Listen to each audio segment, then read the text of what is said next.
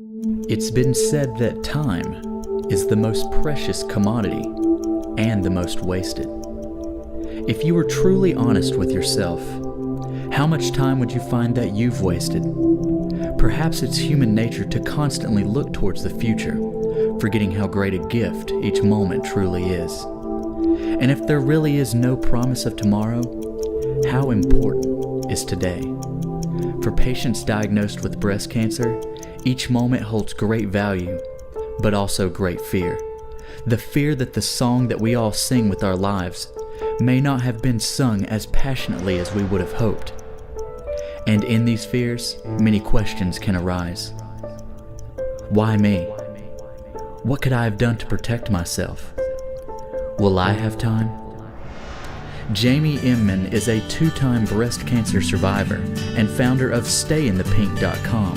She has dedicated her life to awareness and prevention for victims of cancer and offering her experience as a way to help answer some of these questions.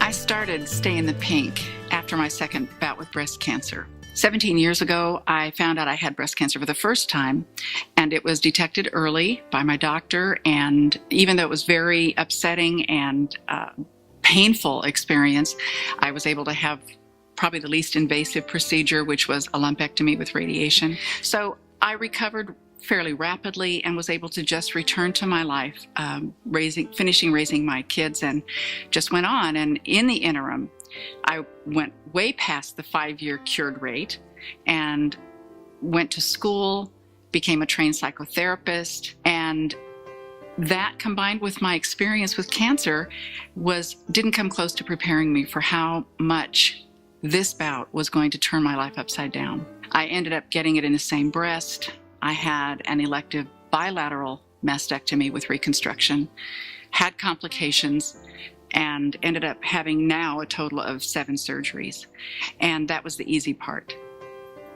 People find that surprising because it was a lot of surgery, but the hard part was the emotional damage that was done by it. So as a result of that experience and feeling underprepared by so-called experts, I started Stay in the Pink as a way to give back to women who would follow after me and see if I could inform them and educate them in a way that I could spare them some of the difficulties that I faced.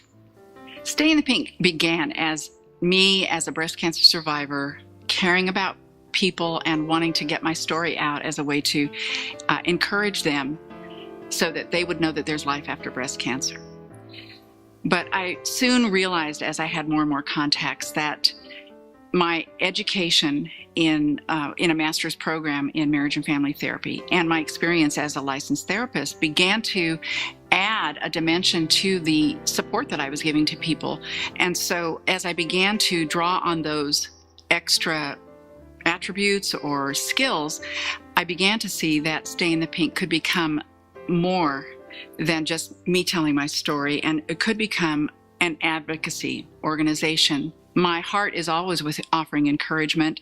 I always want that to be part of what I do, no matter what aspect of my business that I am emphasizing, because I want people who are touched by breast cancer to know that they are not alone and that there are people like me who want to walk the path with them and to make the way easier. But also through education, I speak with civic groups, I speak in people's homes, I like to educate people about things they may not know about breast cancer because there is a lot of misinformation. For example, most people don't realize that men do get breast cancer, and because it is not imagined, if men have any kind of irregularity in their chest, the last thing I think of is that they might have breast cancer. Another is women think that if they don't have any of the known risk factors, such as family history, that they don't have to worry about breast cancer, but 70% of the people who are diagnosed have none of those risk factors. So that's part of the way that I do education. In addition to those bits of education that I began to absorb and then share with other people, I also discovered products that either help people with ways of hopefully preventing the development of breast cancer altogether by applying certain botanical treatments or through lymph drainage massage, and then medical devices that help women do breast self-exams with more accuracy. I want to give women and men every advantage in the fight against the disease. One of the first things that I began to figure out through my experience was that my doctor didn't have all the answers. Most of our doctors are surgeons, oncologists, and they may be the top of their field. But because we're dealing with breast cancer, which is such an emotional part of a woman's, not just her life, but her whole identity, the doctors themselves can't be expected to meet all of the needs. People can be destabilized in their emotional health at varying degrees with depression, panic attacks, anxiety, and in my case, even post-traumatic stress disorder. But it can be a blessing in disguise because at some point we're all going to age, we're all going to be imperfect physically, and the sooner we come to terms with our having worth as human beings based on something that is not superficial, the better off we are. But we need each other. We need more than just our doctors. We need a network of support around us with people who will help us to know that this is normal, that if you feel overwhelmed, that's normal. If you feel like you're going crazy, that's normal. So those are some of the important things that I've learned from my experience. I am a woman of faith. I have a strong family of faith. So there's no way that I could have not drawn on that during the second case of breast cancer. But the added benefit of having a deep relationship with God is that there were lessons I could learn. I grew tremendously, and so it became actually a gift in disguise. The cancer was a blessing in disguise because I grew so wonderfully, became a stronger person, a more well-rounded person, because of the lessons I was looking for all the time from my faith.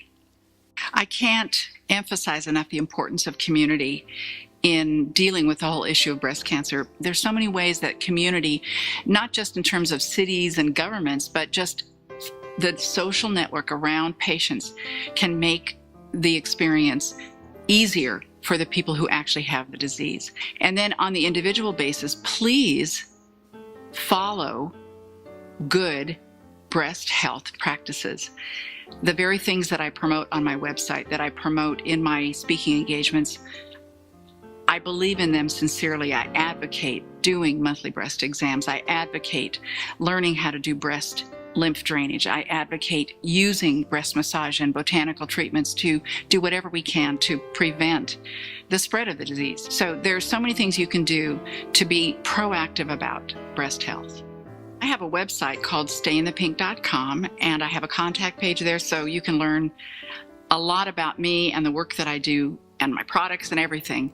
I have a resource page. I have what's called the Pink Cafe, where I have a blog and developing a social network. So there's lots of ways to interact with me there. I also have a Facebook page called Stay in the Pink, and I am on Twitter, one of my favorite places to talk to people. Don't wait until it's too late. Visit stayinthepink.com. While you're there, contact Jamie Inman to learn more about her story.